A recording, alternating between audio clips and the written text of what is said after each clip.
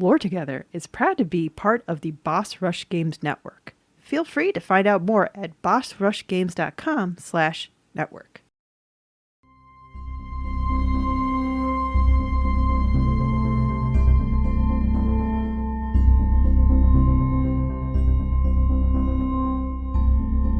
Hi, I'm Safi. And I'm Mystic. And this is Lore Together. This is the podcast where a husband and wife team come together to talk about all the things in video games that pertain to their story, world building, and characters, because that's what we do together. We lore together. Yes. This is episode 33, but first, we have a little buddy. You may hear him in the background. Yes, you may hear him in the background. He is still, I'm not going to say he's so wee anymore. Because he's not wee. He's not wee, but he is a small buddy. Yeah. Before we get into the episode, though, if you'd like to contact us, you can do that on Twitter at LoreTogether, on Instagram at LoreTogether, through email at loretogether@gmail.com. And if you'd like to support this podcast, you can do so by going to patreon.com/LoreTogether, where you can pay a per-episode pledge to get early access to episodes, mini-episodes, Q&As, and other things we may be doing in the future. Yeah, we did just release a Q&A for our top-tier patrons, and then the Keith David episode is imminent, if it is not already out at this time. So it's actually happening, guys. I promised it for 2 months and it's happening. So We do have a lot of things going on right now. So yes, including a little buddy. And speaking of Patreon, we have a new patron to welcome. Yay! So welcome Matt Z to our little group on Patreon. We are all three of us excited to have you here. But anyway, this is episode 33, and I tossed it to you this time, and I accepted a challenge that you didn't realize. I jokingly that you were challenged The Sims, and we now have Sims. So what do we got? Okay. Well, you know what the game is, but I'm not going to tell you exactly what it is just yet. I was trying to avoid this topic, but the lore dive is actually impeccably deep when it comes to this topic. So, Mystic, what, if any of the lore do you know of from The Sims? So you take the ladder out of the swimming pool and the Sim dies. Yes, that is actually a significant part of some backstory. You can put Keanu Reeves in the game, and he is a sociopath. That's a YouTube reference. Oh. That's Josh from Let's Game It Out. Which is a good YouTube show if you want to watch. Other than that, I didn't even know there was a continuing story. I had known that there were default families. Yes. But I had no idea that there was actually any story beyond maybe like a starter for like this person wants to do this, but that was like it. Yeah, and it's kind of like more based from the Maxis era, because when Maxis kind of faded away and EA took it over, the lore and the story was definitely altered.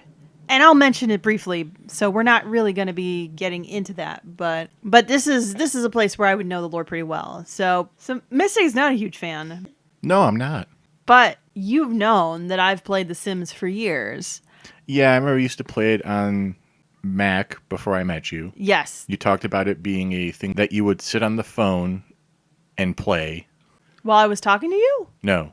You would talk to one of your friends who was also playing The Sims at the same time. Okay, so literally, I actually would get together with one of my closest friends, and we would go to coffee shops with our laptops to play The Sims while talking to each other. Okay, so the phone thing is me. You've done this recently. Recently, I would also do. And I think I just misplaced video. Yeah. I would do like Zoom with friends while we're all playing The Sims at the same time. I vaguely remember you holding your laptop up to the screen to being like, look what's going on. Yeah, we've probably done that. So, I mean, and so I've been playing it for a long time before we even met. So my brother was a huge SimCity fan growing up, and I do have earlier memories of renting things like Sim Earth and Sim Ant before either one of us could appreciate what those games were actually doing. When The Sims came out in the 2000s, we bought it immediately. My brother ended up leaning away from it, and it slowly became my game, and I got all the expansion packs and appreciated the storytelling potential of the game. Oh, they love expansion packs for Sims. Oh, that's their bread and butter right now. If you're a simmer like me, you may not play because of all the little stories you write in your head with the neighborhoods and family trees. That's my style of play. You may prefer to do the challenges that fans have made for hard-earned successes, like lineage challenges about starting as poor as possible, but then getting to a certain level of richness and getting certain goals with each generation. It's crazy stuff. The Bootstraps Challenge. You may chase the lifetime goal set for a short Sims life. You may mod everything to make the games as saccharine or as gritty as you want. You may even do it just to build as many houses as you can, which a lot of my favorite YouTubers, like that's their favorite thing to do in The Sims is making houses. Regardless of why you play, you know the family named the Goths. From that first version that shipped in February of 2000, a staple of the franchise has been the Goth family. When you opened any save in the original game, you had several pre-made families already in houses, including the Goths. This household included the bespoken mustached Mortimer, the young bespectacled Cassandra, and the eye-catching Bella. Her dark, shoulder-length hair and tight red sweetheart top cocktail dress became a legendary icon, as she would almost always be the first sim to introduce a new family to the neighborhood, outside of playing the Goths themselves, of course. It was a bold move for Maxis, the original developer of the game, to make one of the starting families in the game reference macabre leanings. It's believed the whole family was based on the Addams family. I was going to say. That's... Yeah. Considering they're both creepy, kooky, mysterious, and spooky in mood. But not specifically so. Like, they don't have quite the same. It's just more kind of like an aesthetic for them at this point. Okay. Personally, I think that's why this family worked. It was an example of the kind of creativity and freedom you were allowed to have in the game even before any of the expansion packs came out. Make a family as weird as you want. Make a 3-story haunted house themed manor if you wish. Make the friendly matriarch a total bombshell even. Who's stopping you? It's The Sims. This helped balance out the other more... What? This is funny because when I tried to play The Sims for the first time, they would not let me do what I wanted to do. Which was? Which was doing a weird alien sci-fi family where the son was older than the parents. Okay. So now we're talking about Sims 3 when you got it, and you were trying to mess with the family tree mechanics. Now, you probably need a mod for that if you want to do like the Hitchhiker's Guide to the Galaxy version of a family tree, but no. So the Goths helped realize this creativity and balance out of all the other normal family setups, like the newbies, who were just an average-looking middle-class married couple. They're newbies? They're literally like the newbies was a family. Oh, jeez. Yeah. Betty and Bob Newby. So. Ooh. Mm-hmm. Ooh, no. Well, I mean, that's part of the reason why more of the people went to Goths, right? Yeah, fair. As we mentioned in our first episode, The Sims ended up surpassing Myst as one of the best-selling PC games during its time.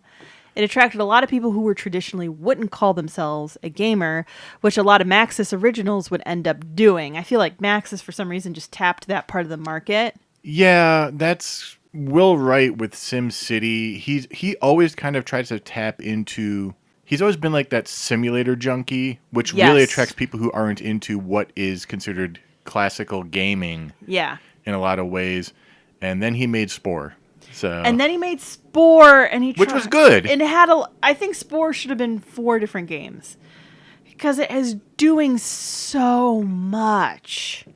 It was doing so much in one package. It might have been too much.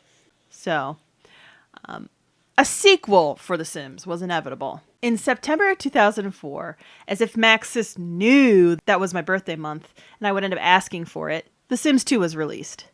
Sims could finally grow old and have kids and family trees and genetics, and Simmers would never be the same.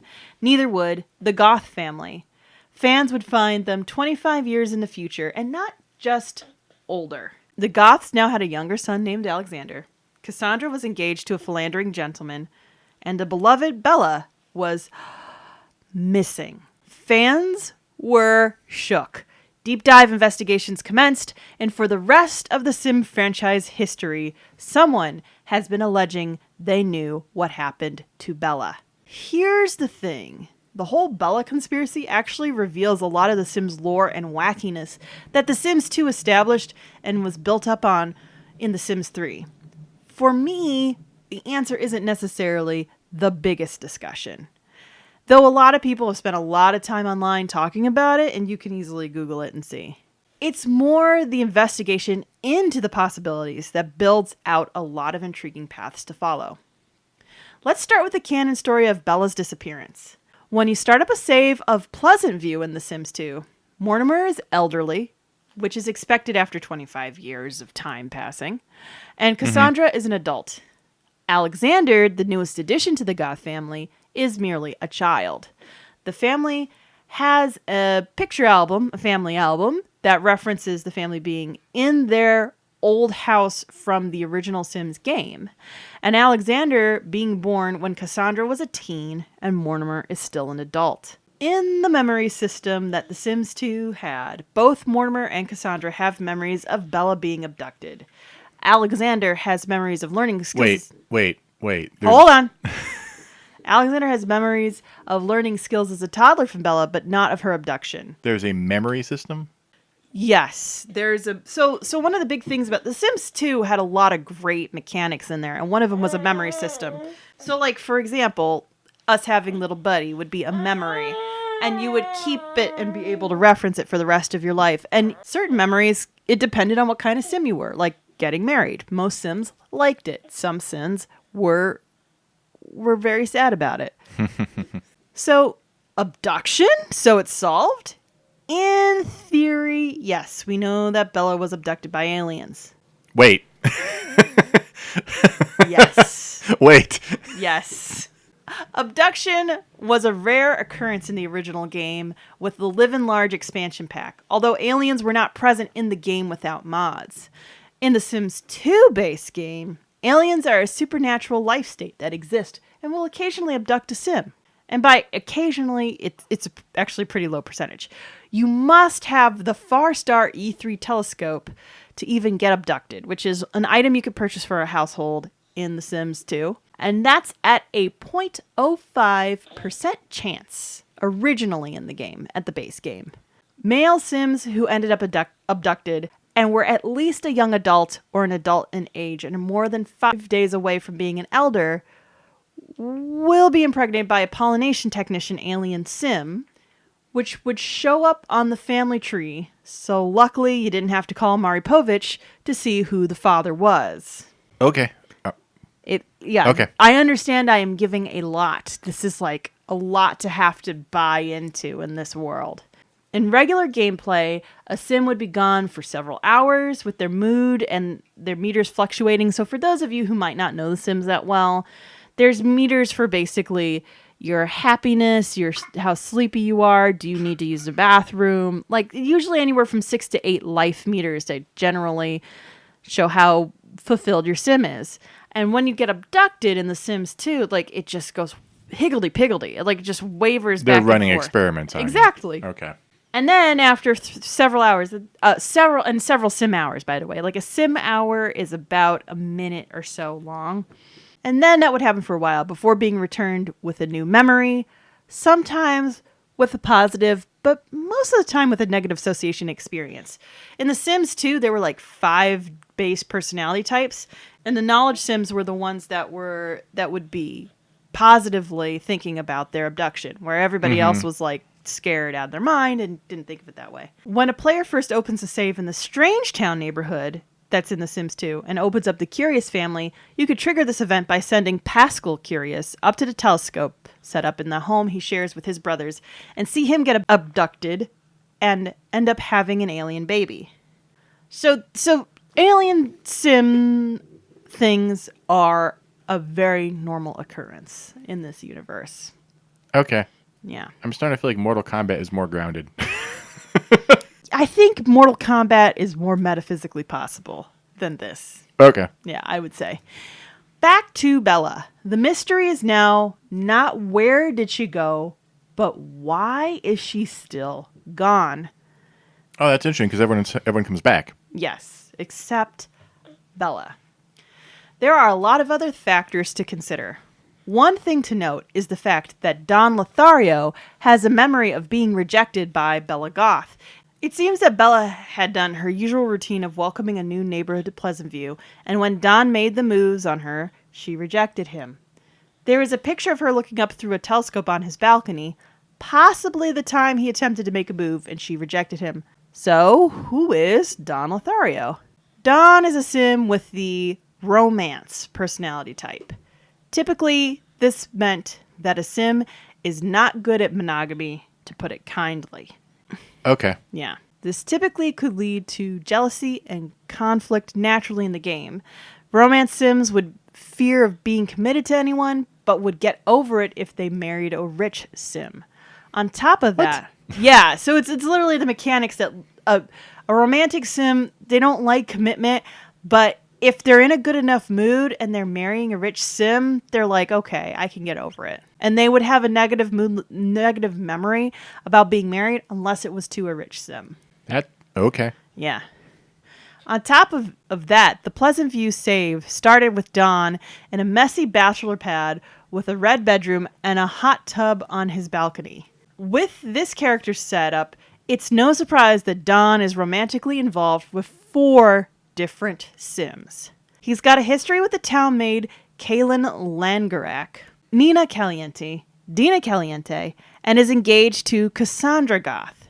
From the order of memories, it seems that Bella was not there to introduce herself as his new mother-in-law, but to introduce him to the neighborhood. So whatever relationship he had with Cassandra is after Bella looked through the telescope on his balcony and essentially was abducted. He's in with the aliens. Wait. I haven't told you everything yet.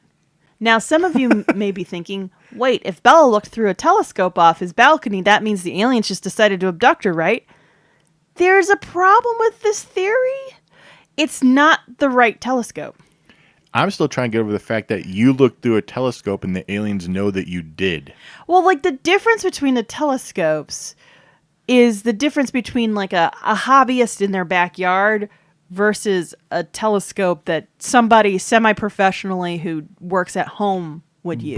But how did the aliens know that you looked through the telescope? I don't know, Mystic. How did they know that we've achieved warp drive and established first contact in Star Trek? They detected the warp signature on a survey mission and then came to investigate. Maybe this telescope releases more than just a view. I'm just saying, when I'm in your seat, you ask me questions like that. And to be fair, half the time the answer is, I don't know. Yeah, and this is me speculating. So, but the telescope, at least in the picture that we're given, is the cheaper telescope. It's not the Farstar E3 telescope. Some say this is just a detail that was overlooked in order to make a good image for the story Maxis was trying to tell. Some would say this is evidence that the abduction of Bella is orchestrated. Was it orchestrated by Don? If so, he needed help. And there's a theory that the Caliente sisters are the key to this puzzle. As I just mentioned, Don had a history with both Nina and Dina Caliente. The two are twins who move into the neighborhood literally the eve of Bella Goth's disappearance. Before they moved into the town, Dina was married to Michael Batchelor. Huh? Really? Michael Batchelor, yes. Side history time. The original Sims had Michael Batchelor as a solitary Sim family in what's called the family bin as someone to move into one of the new houses. So if you didn't want to play any of the families that are already in a house and you wanted to either make your own new house and you didn't really want to make your own Sim, you could go into the family bin and take a Sim from there and move them into a house.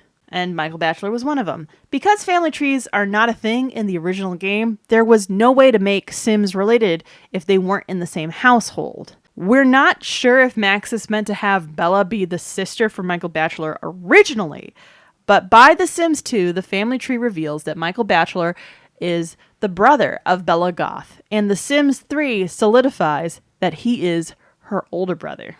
With the memories in place, there is no proof that Dina ever met Bella as her sister-in-law. There is proof that although Dina married Michael when he was an elder, she did marry him out of love. She did share a kiss with Don Lothario while married, but apparently did not take the affair any farther. She inherited Michael Batchelor's wealthy estate after he passed away, and then moved with her sister to Pleasant View. Soon after moving to Pleasant View, she ends up wanting to be engaged to Mortimer, which aligns with her fortune personality type. So even though she married for love, she was chasing money. Now I know how you feel when I toss a billion pronouns at you. Yep. The Goths are historically a wealthy family. It does seem like a coincidence that she would show up right before her sister-in-law disappears and then wants to marry the rich husband left behind after already inheriting the wealth from her previous husband. Would be convenient. It looks like we have someone that would have the motive to disappear Bella and the information needed to know to target her. So, like, she would know ahead of time that that could be an in. We can't theorize if she invited Dawn into it as well, considering their past. But how would Dina have the means to make sure Bella is abducted? Why wouldn't she just do the usual murder of a sim by removing a pool ladder while they're swimming? I know so many people who have done that. Side note, so another family in Pleasant View, the Brokes, has a sim that dies due to a pool ladder accident as, like, the backstory. And so it's the wife who's pregnant with 2 other kids who's trying to raise them after her husband died due to this pool ladder accident. So they made that canon. Okay. All right. Didn't they get rid of that feature? In The Sims 4, they were like, this feels dumb. Why didn't we do this before? So the answer to why Dina didn't do this is the Caliente family tree. Their father, Flamenco Caliente, is a hybrid alien sim, the product of the abduction of his father, Nestor Caliente. With this, Nina and Dina Caliente are 25% alien. Okay. There's no history of Sims being abducted and then keeping contact with their abductors or hybrid children keeping up with their alien family. But the family tree of the Calientes could suggest that they have an in when it comes to getting an alien abduction. And the circumstances would suggest that it was something done on command. Dina would like to marry Mortimer, and some fans suggested Dawn would want some revenge on the one woman who rebuffed his advances. Either would have a motive in theory. Okay. I'm following now. Personally, I'm not sure if I think it's fair to suggest all products of alien abductions have access to such crazy powers.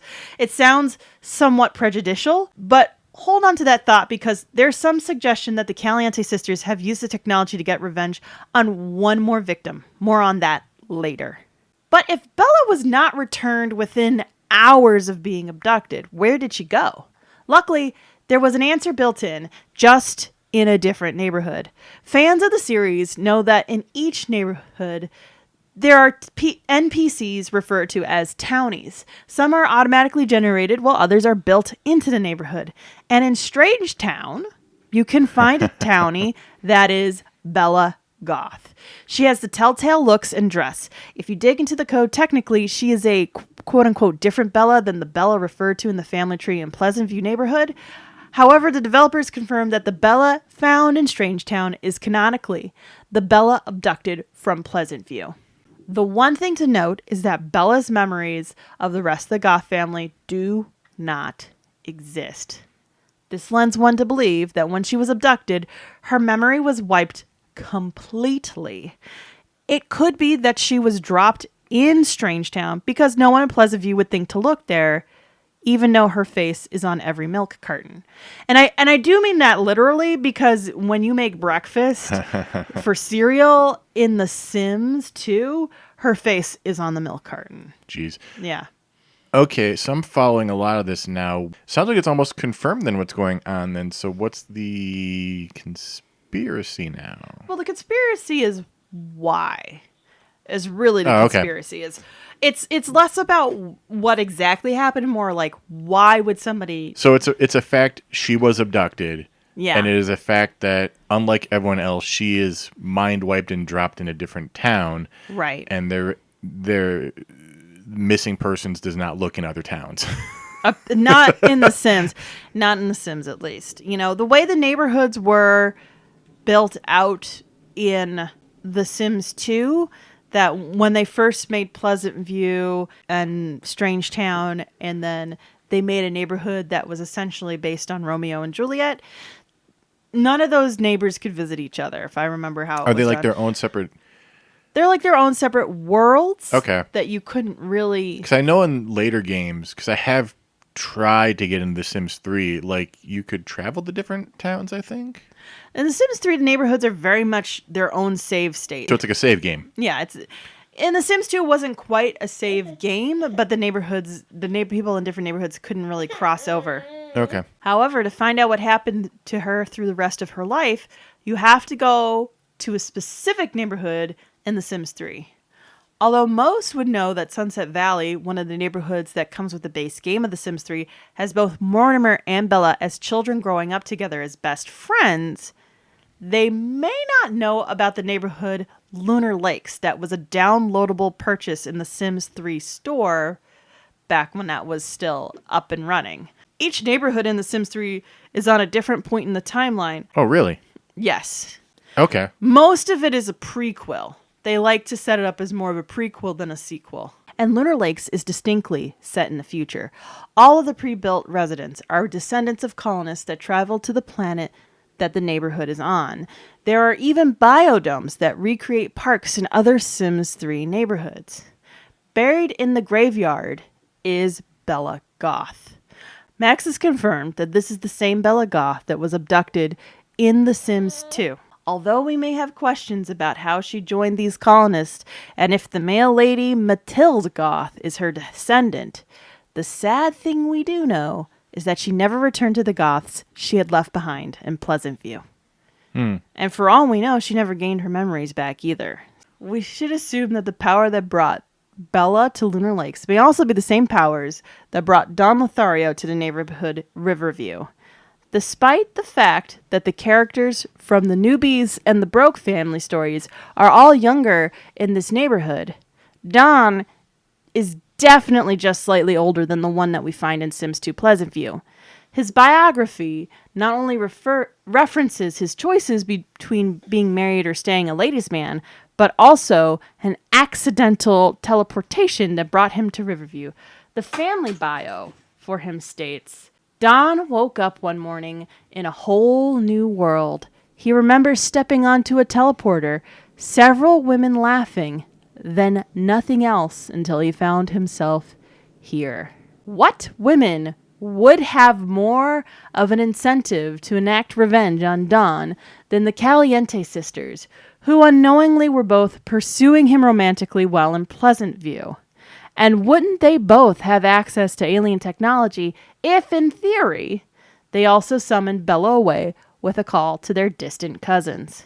That last paragraph wasn't facts, but speculation. One other fact I would like to offer as a factor to this entire debacle is that Mortimer is retired from the science career at level 6, which is the inventor as the job title. This may explain why aliens were attracted to Bella. Mortimer's work may have piqued their interest and they grabbed the wrong goth. Or why Don suddenly was teleported away. Dina asked Mortimer to use one of his inventions, without assuming the Calientes have to get a favor from aliens. And from here is where we seriously get into fan territory. There is nothing concrete to go on, and a lot of the people who believe a concrete theory I've seen have some holes in them. So I don't have a solid answer as to why Bella is gone. Part of me is more inclined to believe that Mortimer's career has more to do with her alien abduction than the Caliente sister heritage, which we don't even know if they know that their father is the product of aliens. Their father didn't even have the telltale characteristics that many alien children have, including green skin, completely black eyes, or a small slit for a nose. He looked very human for a hybrid. We don't even know if Flamenco's father Nestor told Flamenco. So for all we know, the Calientes are getting accused of working with aliens and they don't even know they're a quarter alien. At the same time, it would make sense that both Bella and Don were disappeared by the same people, and the Calientes, from what we can tell, are the only people who would have a shared motive to do any such shenanigans to both. Or were the aliens helping their human cousins without the Calientes knowing? The possibilities are pretty expansive, but that's pretty much the end of the facts. I kept looking to see if I could find a theory that would Did they work. continue this all into Sims 4? So this is where we get to the most disappointing part of this episode.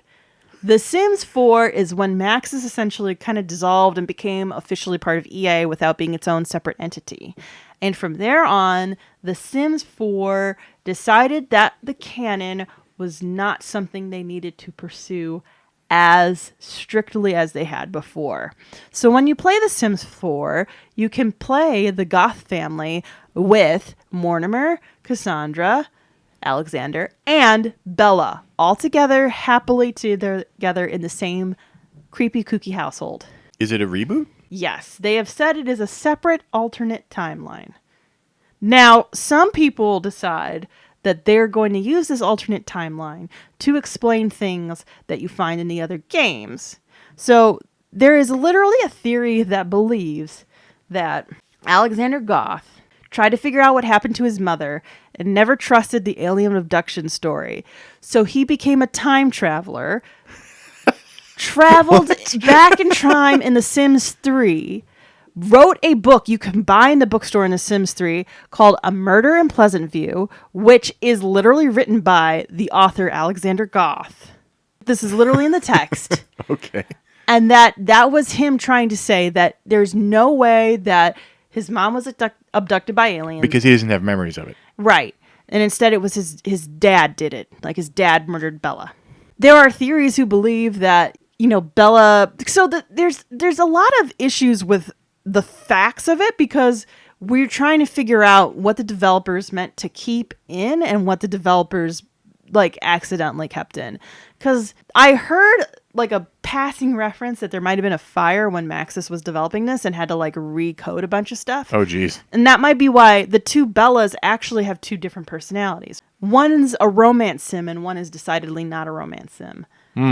So the romance sim is the one that's in Strangetown, and even the one that's in the family tree in Pleasant View, which you can kind of see in the code because they had to make her to be able to make the family. Right.